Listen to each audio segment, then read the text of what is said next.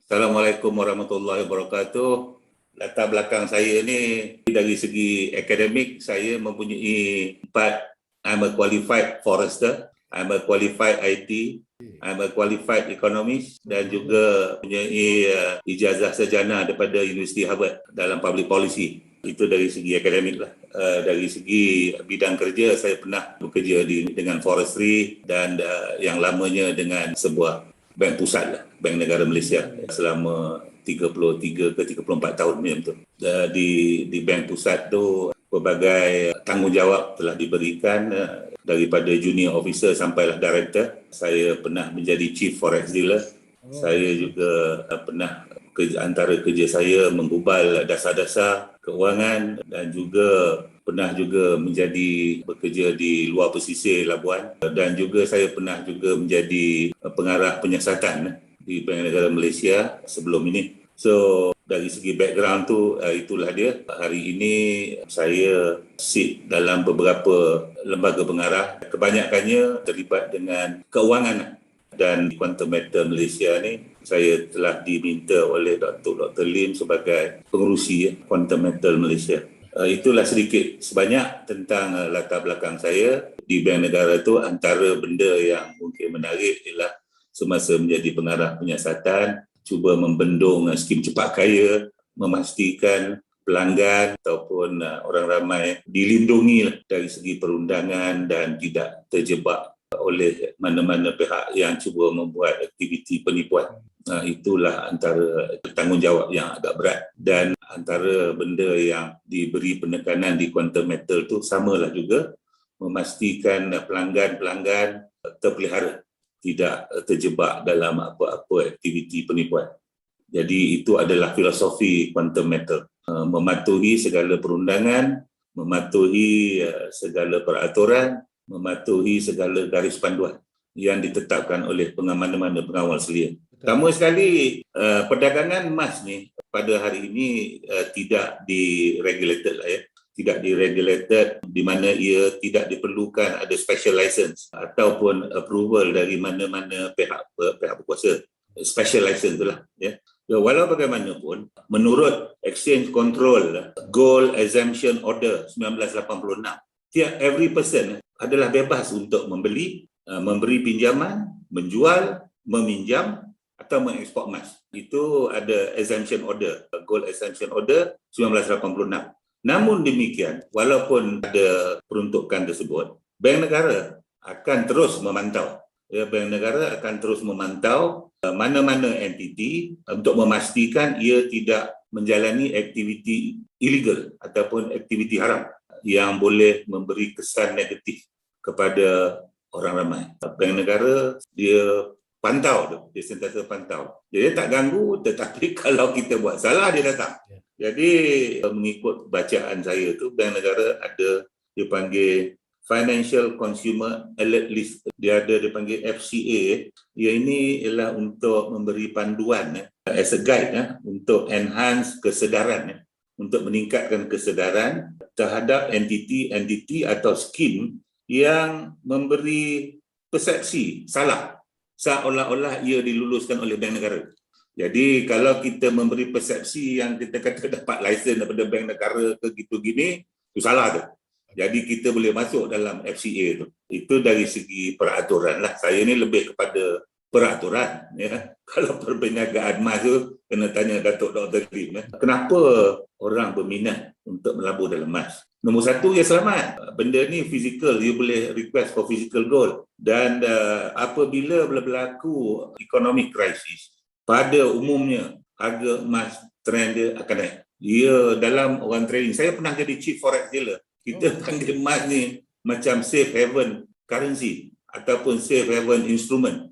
Bila dia berlaku pergolakan ekonomi, semua bukan saja individu, fund manager, bank pusat, semua berpusu membeli emas. Itu you tengok harga emas dia naik. Siapa lagi yang membeli emas? Ini agak penting ya, sebab kebanyakan orang dia tengok harga je tapi dia tak tahu siapa sebenarnya yang menggunakan emas paling banyak. Yang paling banyak emas ialah ini jewelry ya. 50% jewelry. dan 40% lagi yang membuat fizikal ni lah, yang buat coin, metal dan sebagainya, dan 10% lagi yang dalam industri tu, yang Datuk Dr. Lim cakap tu, untuk because they're good semiconductor, very good semiconductor dalam dentistry, perubatan dan sebagainya, dia menggunakan emas. So permintaan dia tu sentiasa ada lah, sentiasa ada. Jadi siapa lagi yang menjual emas selain daripada Quantum Metal? Sebenarnya banyak, bukan kita saja ya. Saya tak nak sebut nama lah, tetapi ada beberapa buah bank juga terlibat dalam penjualan emas di Malaysia. Tuan-tuan boleh ceklah sendiri, sebab kalau saya sebut sekarang tak betul lah. Saya tak nak promote, saya nak promote Quantum Metal je. Jadi sebagaimana yang saya sebut tadi, Quantum Metal ni sentiasa patuh, cuba patuh, dan saya selalu tekankan patuh kepada peraturan dan perundangan. Dan apabila kita membuat apa benda, apa-apa advertisement melalui apa-apa media, sama ada akhbar, elektronik dan sebagainya, pastikan advertisement itu tepat. Jangan ada unsur-unsur yang cuba memberi manusia ni, kita ada kelemahan, kita panggil greed. Greed ni ya, bila orang janji sesuatu keuntungan, semua tertarik kepada janji tu. Kita nak para pelabur, untuk bila dia nak melabur, make sure dia equip with knowledge. Dia equip dengan knowledge dia, equip dengan pengetahuan dia. Jadi dia tahu apa dia buat dan apa benda pelaburannya dia buat tu adalah baik untuk dia. Itu yang kita harapkan. Jadi jangan mudah terpedaya, kena rajin buat checking. Maklumat yang kita terima ni kata, oh, bank pusat di London beli emas ke, baca Google, check, tengok. Sebab ini semua mempengaruhi pasaran emas. Apabila ada maklumat tentu, saya bukan cerita pasal Quantum Metal, pasaran. Pasaran tu kita kena, itu kata-kata kita kena equip dengan knowledge. Bila kita ada knowledge, kita ada technical knowledge lagi, boleh menggunakan carta-carta, jadi kita boleh menggunakan statistical tool, lagilah baik. Itu kebanyakannya trader lah tahu, kalau orang umum dia tak ada statistical tool. Dia lebih, orang kata, dapat menangani risiko. Sebab tiap-tiap untung tu belakang dia ada rugi. Kita tak naklah yang rugi kan.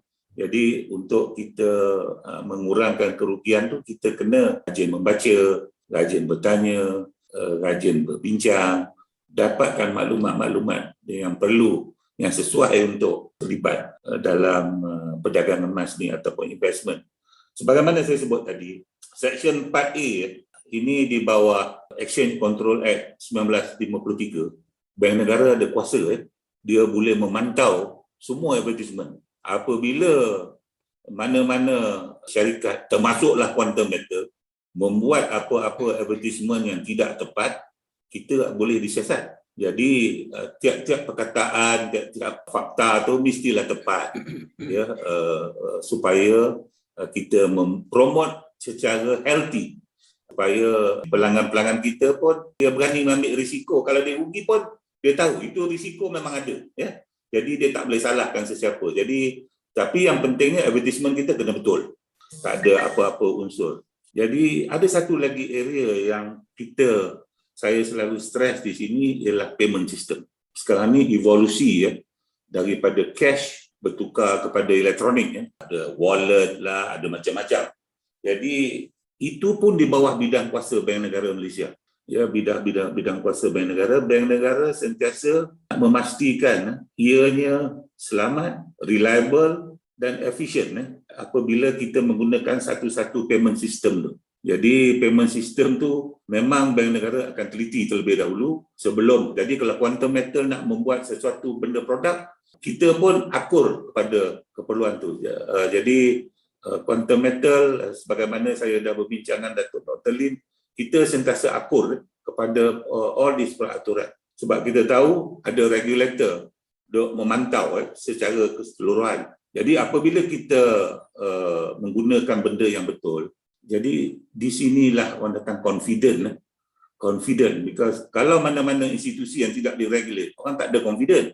Apabila ia diregulate, payment system kita guna yang regulate, orang akan very confident menggunakan apa-apa produk dan jenama yang digunakan dengan Quantum Metal. Itu adalah penting. Sebab kalau sistem payment ni tidak menggunakan yang sah lah ya, ia boleh berlaku systemic risk. Apabila berlaku systemic risk, orang hilang kepercayaan terhadap katakan e-wallet. Jadi lagi masalah besar. Macam kata orang tak nak percaya cek dah. Orang nak pakai cash je. Pakai cash ni lagi banyak masalah, nak bawa hulu kilir duit banyak kan. Jadi itu satu area. Bila saya sebutkannya, saya masuk lagi satu area, dia panggil Anti-Money Laundering dan Anti-Terrorism Act 2001. Di sini very clearly state, kalau tuan-tuan Google, itu saya kata kena rajin membaca dia menyatakan, saya baca dalam bahasa Inggeris, states that for dealers in precious metal, termasuklah quantum metal, and precious stone, yang membeli belian batu-batu mahalnya of the act, as of 1 Julai 2008, requires all dealers of precious metal to report transaction that exceed certain specific threshold. Saya nak maklumkan di sini, saya nak mengesahkan di sini, quantum metal is a reporting institution. Kita patuh kepada peraturannya. Jadi threshold yang dimaksudkan tu, kalau kita beli dalam tunai, saya tak galakkan sangat orang beli dengan tunai ni. Nombor satu, bayar, bawa duit hulu kilir. Nombor dua, orang suspicious. Jadi kalau you beli, elok melalui transfer.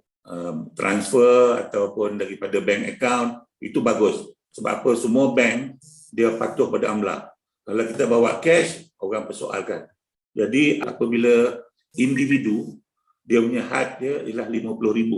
Apabila dia membeli lebih kepada RM50,000 tunai, cash dia akan dilapor kepada bank negara.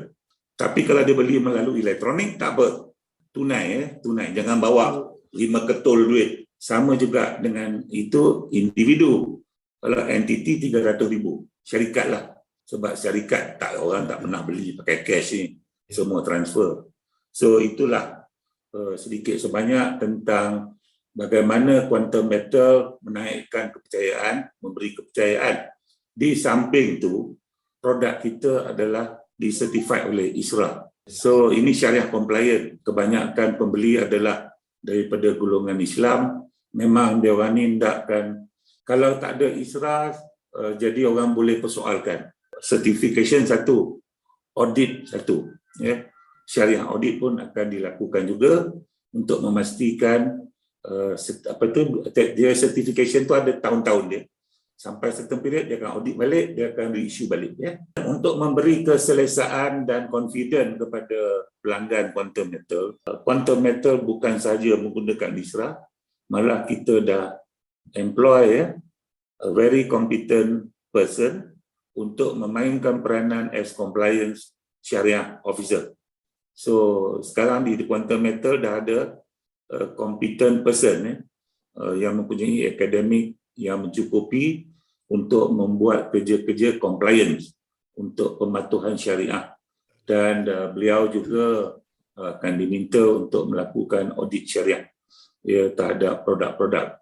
So dengan semua ni, saya yakin pelanggan-pelanggan quantum metal lebih selesa dengan apa yang saya kongsikan ni. Sebab selalu saya bila berjumpa, orang tanya betul ke syariah, how do you monitor? Jadi this is how we do. We don't only get it certified, we also have people who make sure that it comply all the time.